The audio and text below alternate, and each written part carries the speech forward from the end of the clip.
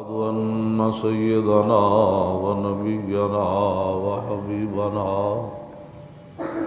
ومولانا محمدا عبده ورسوله أما بعد فأعوذ بالله من الشيطان الرجيم بسم الله الرحمن الرحيم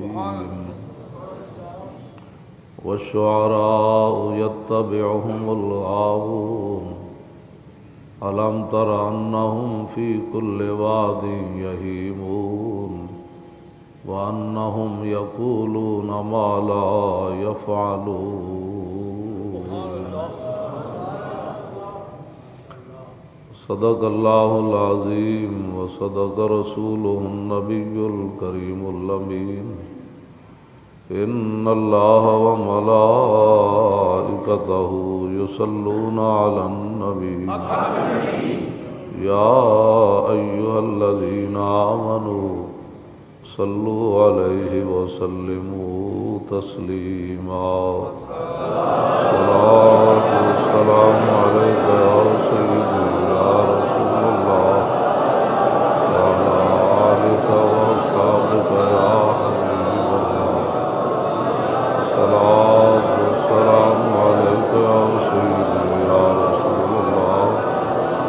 وعلى آلك وأصحابك يا حبيب الله صلاة والسلام عليك يا سيدي يا رسول الله وعلى آلك وأصحابك يا خاتم النبيين بندہ پروردگارم امت احمد نبی دوست دار چار یارم تابع اولاد علی مذہب حنفی دارم ملت حضرت خلیل خاک پائے غوث اعظم زیر سایہ ہر ولی صدیق عکس حسن کمال محمد است فاروق ذل جاہو جلال محمد است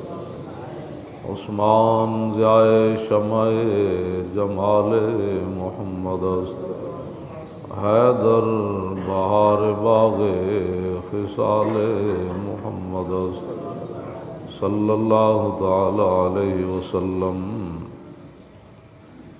اللہ رب العالمین نے قرآن مجید کے اندر شعراء کی مذمت کی ہے وَالشُّعَرَاءُ يَتَّبِعُهُمُ الْغَاوُونَ، جو شعراء ہوتے ہیں ان کی پیروی گمراہ لوگ کرتے ہیں۔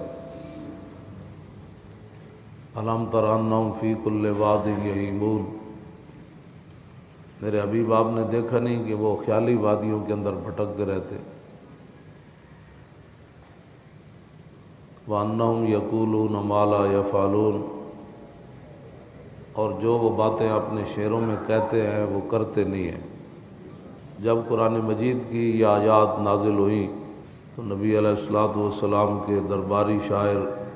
حضرت کعب بن مالک حضور کی بارگاہ میں حاضر ہوئے، عرض کی یا رسول اللہ صلی اللہ علیہ وسلم،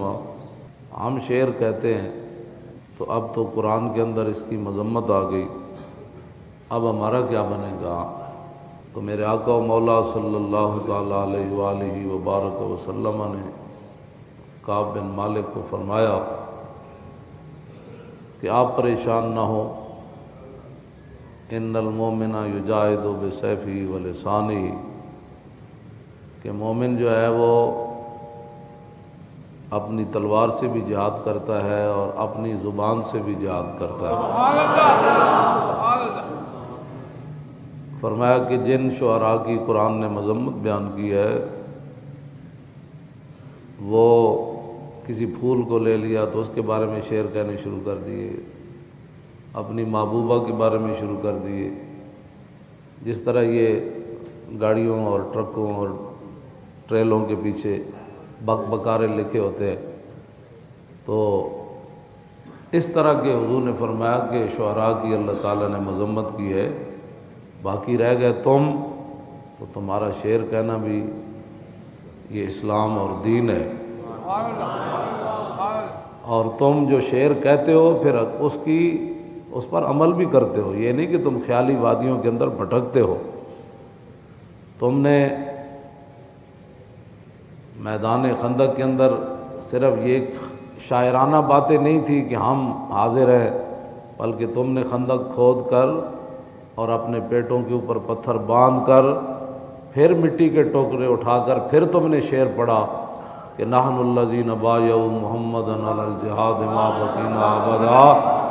کہ ہم خیالی وادیوں کے اندر بھٹکنے والے نہیں۔ ہم شعر حضرت کعب بن مالک کے اپنے شعر موجود ہیں، ندیع امر نبینا ونجیب وإذا دعا بقریۃ لم نسبق ومتى ینادی الی الشدائد ناتھا ومتى نرى الحومات نانک فیہا۔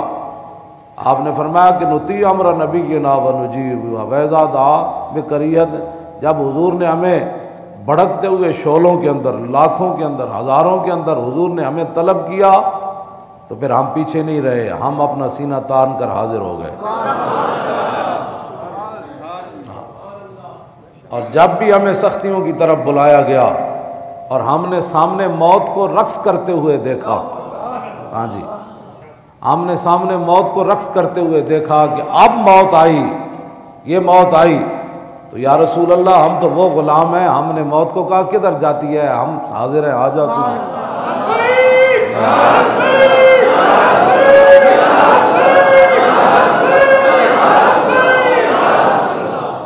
تو جو دوسرے درباری شاعر ہیں حضرت حسان، انہوں نے میدان بدر کا جو منظر کھینچا، بما صنع الملیک غداۃ بدر لنا فی المشرکین من نصیبی غداۃ کأن جمعہم حراء بدات ارکانہ جنح الغیوبی۔ فرماؤ حضور کے غلاموں، یاد رکھنا بدر والے دن اس مالک نے ہمارے اوپر بڑا احسان کیا، اور جب ہم نے صبح دیکھا تو تا حد نگاہ ان کا لشکر نظر آ رہا تھا، اور پھر کیا ہوا؟ فرمایا کہ فوافیناہم منا بجم کاسد الغابۃ مردان وشیبی، ہم نے ان کا لشکر دیکھ کر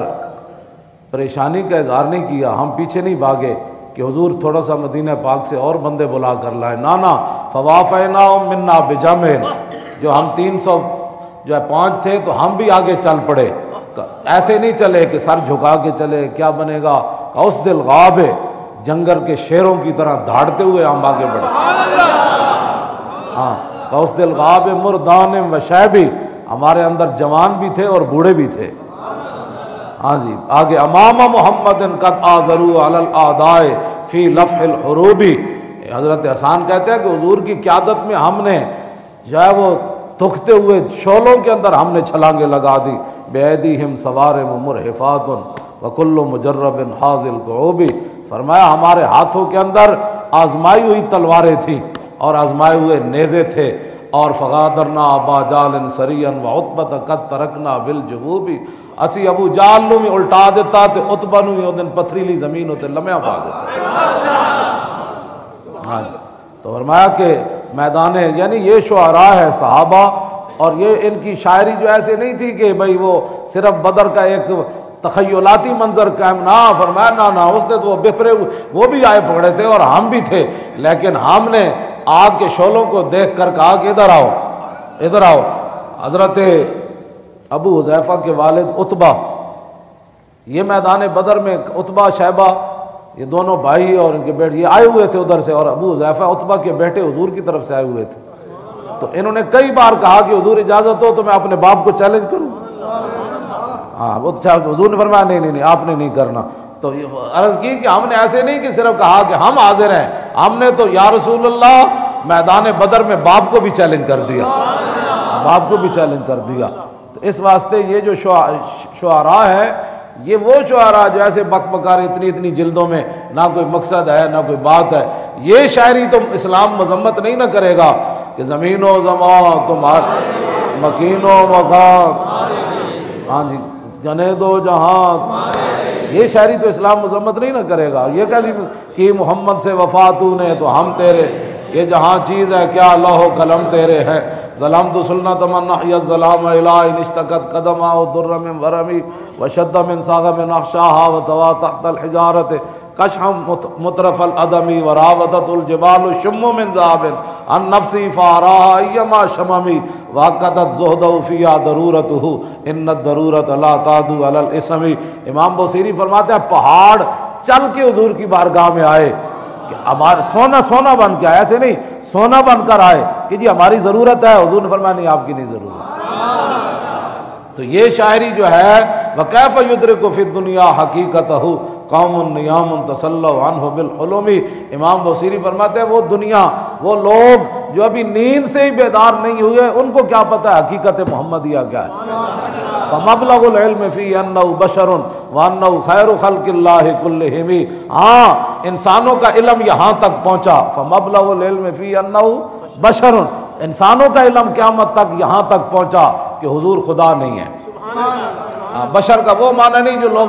ممبروں پر بیٹھ کر قل انما انا بشر، اگر وہ معنی ہوتا تو میرے آقا و مولا صدیق اکبر کو یہ نہ فرماتے یا ابا بکر لم یعرفنی حقیقتا غیر ربی، میں ابو بکر میری حقیقت میرے رب کے سوا کوئی نہیں جانتا۔ ہاں جی، کالزہر فی طرف والبدر فی شرف والبحر فی کرم والدار فی امامی۔ امام بوصیری فرماتے ہیں حضور کا چہرہ جو ایسے جیسے شگوفہ تر و تازہ ہوتا ہے، کالزہر فی طرف والبدر فی شرف، اور چمکتے ہوئے 14ویں رات کے چاند کی طرح حضور کا چہرہ تھا، اور والبحر فی کرم، فرمایا جس طرح سمندر سخی ہوتا ہے اس سے بھی بڑھ کر حضور سخی تھے۔ ہاں جی، کالزہر فی طرف والبدر فی شرف والبحر فی کرم والدار فی ہمم۔ فرمایا ساری دنیا بھی ایک طرف کھڑی ہو جائے نا، آدم علیہ السلام سے لے کر قیامت تک حضور کے مقابلے میں آ جائے، تو حضور کو اللہ نے اتنی وجاہت تھی کہ حضور تنے تنہا پوری دنیا کے مقابلے میں کھڑے ہو جائے۔ لاتی بیادل تربن،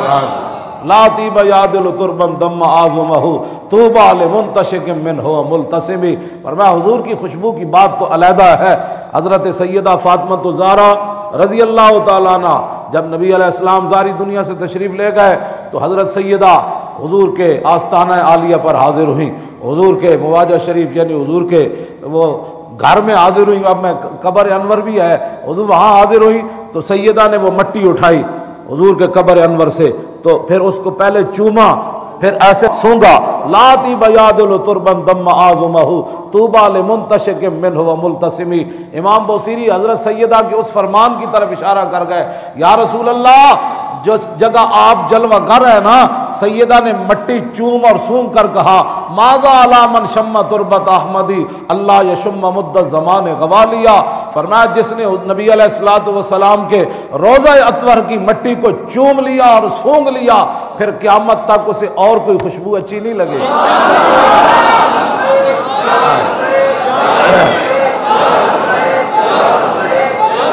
جات لدعوت ہل اشجار ساجدتن تمشی الی علی ساکن بلا قدمی۔ حضور اللہ نے تو آپ کو یہ مقام دیا، جن کو پیر بھی نہیں تھے وہ بھی چل کے آپ کے پاس آ گئے۔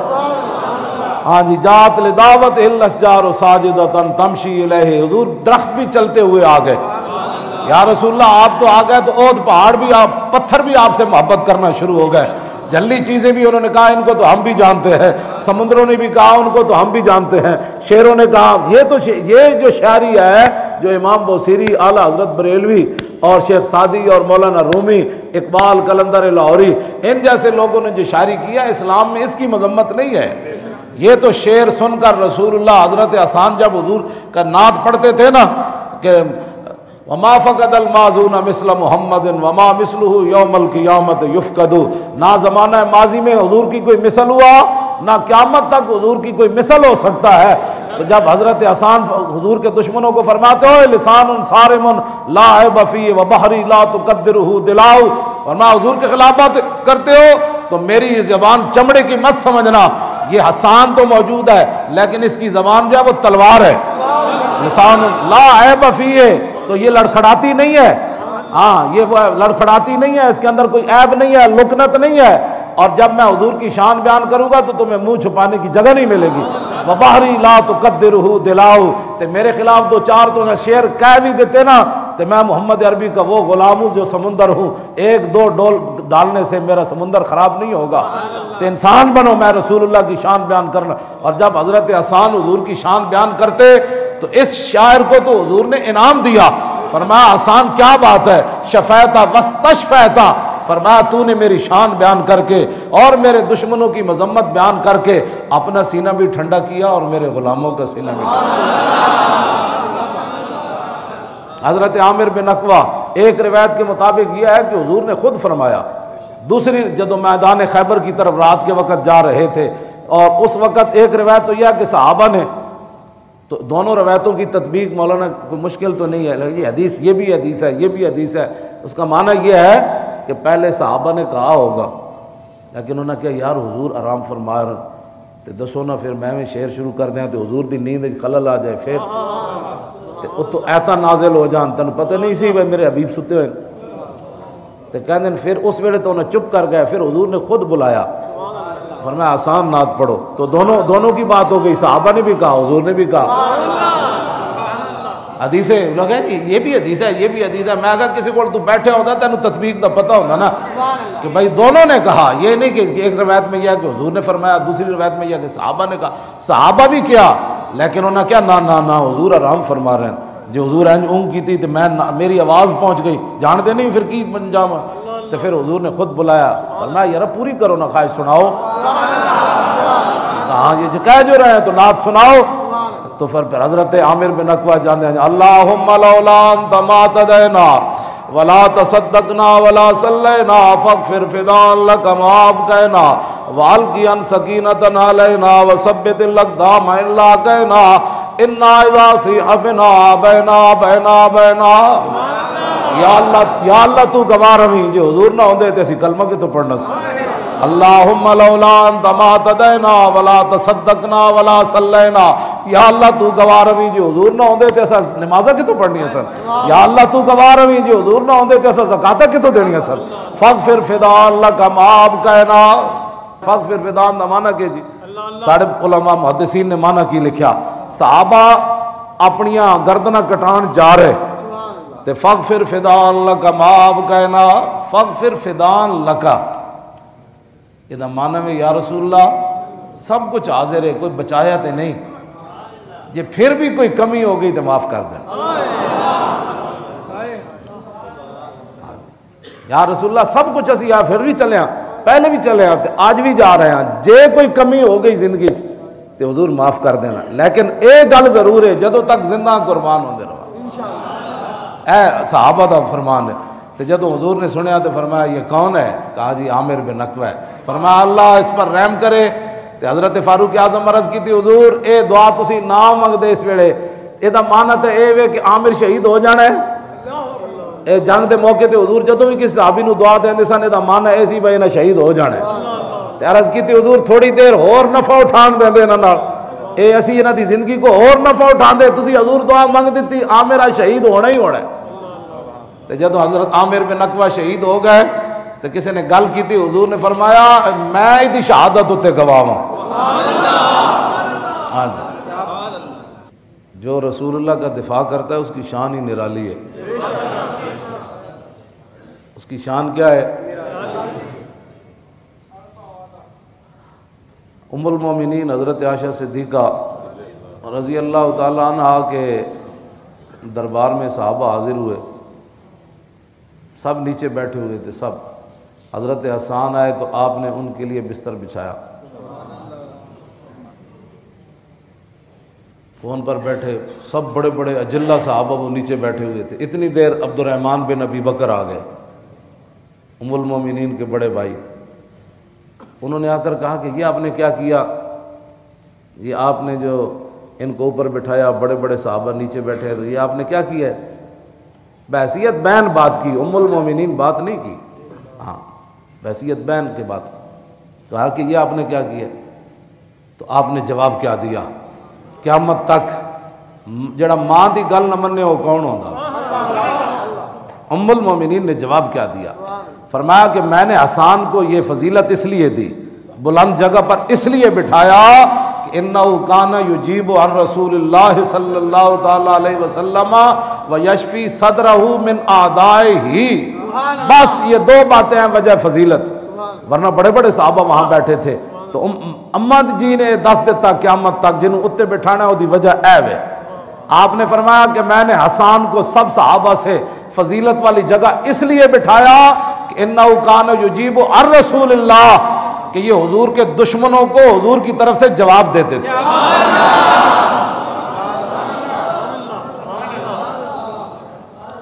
اگلی بات اور ڈاڈی، وَيَشْفِي صَدْرَهُ مِنْ أَعْدَائِهِ، اور پھر رسول اللہ کے سینے کو یہ شفا بخشتے تھے.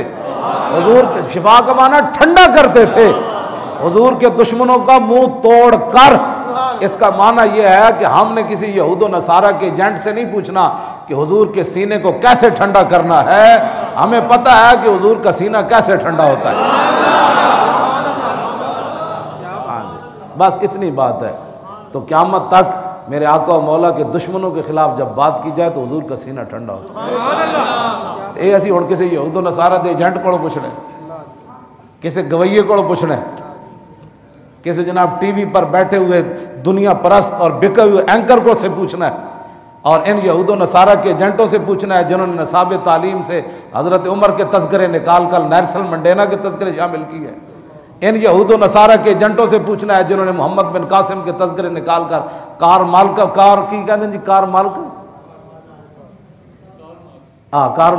اس کے شامل کیے ہیں. حضرت عمر اور حضرت محمد بن قاسم، طارق بن زیاد کے تذکرے. ہم نے ان کی باتیں کرنی ہے، ان سے پوچھنا ہے کیا بات کرنی ہے. ہمیں پتہ ہے ہمارے آقا و مولا ہمیں کیا فرما گئے. ہاں جی، ہمارے آقا و مولا اپنی امت کے علماء کی خود ڈیوٹی لگا کر گئے. بنی اسرائیل کے مولویوں کا حضور نے ذکر کیا تو فرمایا بنی اسرائیل کے مولوی